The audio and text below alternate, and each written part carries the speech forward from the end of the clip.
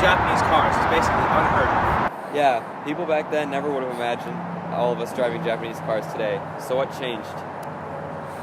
In the early 1970s, the U.S. supported Israel in the Yom Kippur War. This conflict caused many Middle Eastern oil companies to stop selling oil to the U.S., which caused the U.S. oil crisis of 1974. Gas prices skyrocketed, and shortly after, as an attempt to be less wasteful with gas in cars, new emissions laws were passed. U.S. automakers fought back, but they were eventually forced to either ditch their big V8 engines or go out of business due to lack of sales. To compromise, Japanese companies like Mazda, Subaru, Datsun, now known as Nissan, Toyota, and Honda started to see sales in the U.S. and were extremely successful, contributing to the vast automotive marketplace we have in America today. This is a 1957 Chevy Bel Air. This is the perfect example of a typical American car before the emissions crisis. It is a small block V8 engine making 250 horsepower. Since there was no real emissions regulations before the 70s, there are no mufflers in the car. This means that when you're cruising down the highway, you have the full V8 sound to go with the car. So what caused car companies to stop making these beautiful sounding engines? Well, in the early 1970s, the US got involved in the Yom Kippur War. This war was fought between Syria and Egypt against Israel. While US supported Israel, a lot of the other Middle Eastern countries decided to support Egypt and Syria. Some of these countries happen to be the largest oil suppliers in the world, like Saudi Arabia. They declared an oil embargo against the United States. In an article published in the New York Times during the beginning of the crisis, there was an interview with an oil consultant to see what he thought would happen. "We are really facing a situation that is unprecedented," said Walter J. Levy, an independent oil consultant. "If prices do not soften because demand slackens, you will immediately see cutbacks in production." The Middle Eastern embargo against the U.S. resulted in the 1973 oil crisis. Gas prices increased rapidly. With the prices ranging near $1 per gallon at its peak, many people just couldn't afford to stop at the pump and fill their tanks so frequently. The need for gas got so serious that it even ended up leading to sore truckers and fistfights at the gas pumps, as stated by the 1974 Sunday Observer article, The Crisis. In an attempt to try and reduce how quickly cars went through their tanks, the government passed new emission laws. These laws restricted displacement and the maximum amount of pollution that could leave the exhaust pipe. A lot of American companies tried to ignore this, for example, Chevrolet. They still tried to sell the Corvette. Right here is a late 1970s Corvette Stingray. It was slightly updated from the previous generation, with a small block V8 cranking out around 225 horsepower. This car is extremely inefficient and required frequent refuels, which most people just couldn't afford. This made cars like this extremely unpopular in the 1970s. While the U.S. companies struggled to make sales, a foreign automaker was slowly gaining popularity. It came all the way from Japan. Nobody demands more from a Datsun than Datsun. The Datsun 280Z, world's #1 sports car. Incredible performance, classic styling, but most beautiful of all, today a 2-year-old Datsun 280Z is worth even more than its original price. A proven, fuel-injected investment.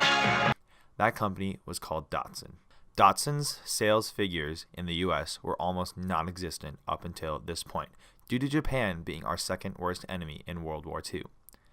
Everyone always said that nobody wants a Jap car, but after the oil crisis and new emissions regulations, Datsun saw their chance. Japan already had strict emissions regulations, far stricter than the U.S. They even had a maximum engine size, which is why most of their cars only had inline 4 or 6-cylinder engines. This meant that the cars were not only extremely light, they were also affordable, reliable, and most importantly, efficient, perfect for the gas shortage in the U.S. People began to notice Datsun and other companies like Mazda, realizing that their cars were exactly what Americans needed during these hard times. American automakers also took notice. They were struggling, and a lot of manufacturers were going out of business. Ford and GM realized this, and began to copy what the Japanese automakers were doing. They downsized their engines, even in the sporty cars like the Mustang II, which did not have a V8 option. However, sales on the Mustang II flopped for being underpowered and not a true muscle car. According to the Mustang timeline, in 1970, the Mustang output ends in San Jose, and U.S. sales fall below 200,000 for the first time. This was due to the weaker engine option and because it wasn't really a true muscle car. Meanwhile, the sales for Japanese automakers were skyrocketing. People began to realize that you didn't need a big engine to have a fast car. This was true with cars like the Mazda RX-7, which amazed people with its new rotary-style engine, which could pack lots of horsepower in a super tiny displacement engine. Maybe you missed the opportunity to own one of these extraordinary cars when it was new, but now you have another chance, the Mazda RX-7. 0 to 50 in 6.3 seconds. Superb handling because of its front mid-engine design. And 2 models, starting under $6,400. The car you've been waiting for is waiting for you, the Mazda RX-7. Now that the American automakers didn't own as large of a chunk in the U.S. auto industry, people began to change their mentality towards foreign automakers. They no longer thought the cars were from the enemy. They were just another brand. U.S. automakers slowly made more efficient models, and most of their sales leveled out, but they weren't alone in the industry anymore. The success of Japanese automakers in the U.S. convinced several other European automakers to try to sell their cars in the U.S. too. As a result, the U.S. automakers were no longer the best-selling cars. There is now a vast amount of options here in the U.S. People are no longer limited to just Ford or Dodge. They can choose between Lexus, Subaru, or even Volvo. What's left of the American automakers are now typically more reliable, and their sales show it. An article called Lessons from Japanese Automakers discusses this in great detail by citing the Japanese auto industry offered the benchmark for manufacturing efficiency and effectiveness. So what happened to the V8s? V8s are still around, although they aren't as common. They have been updated with modern technologies to make them more efficient.